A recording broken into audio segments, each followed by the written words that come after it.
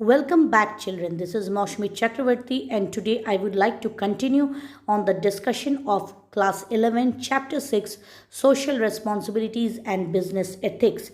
So, we move on to the responsibility towards supplier, that is, first, giving regular orders, second, dealing with suppliers on fair terms and condition, third, availing reasonable terms of credit. Fourth, timely payment of dues. And last, helping suppliers in improving or upgrading the qualities. Responsibility towards the government, that is, obeying the rules and regulations. Next, regular payment of taxes. Next, cooperating with the government to promote social values. Fourth, not to take advantage of the loopholes in business laws. And last, cooperation with the government for economic growth and development. Moving on to the responsibility towards society. First, carrying on business with moral and ethical standard. Second, prevention of environmental pollution. Third, minimizing ecological imbalances.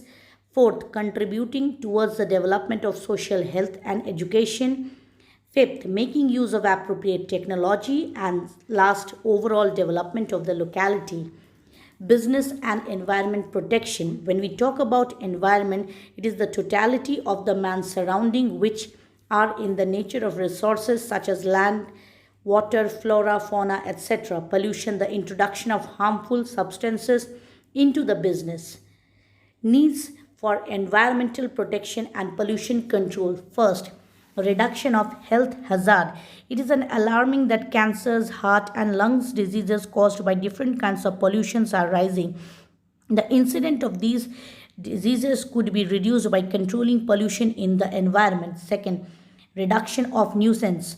Noise is a big nuisance or inconvenience. It is essential to reduce the level of noise to ensure peaceful life for the citizen and to ensure smooth communication between the people. Third, reduction of risk of liabilities.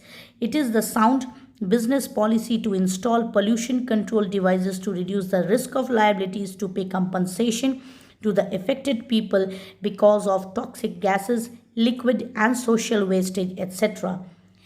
Fourth, cost saving. Pollution control can help in checking economical losses to the people as well as the society. For instance, air pollution leads to soiling of clothes, which means higher expenses on washing. Similarly, society also suffers because of the damage of vegetations and reduction of fertility of the land because of dumping of chemical and other industrial wastage.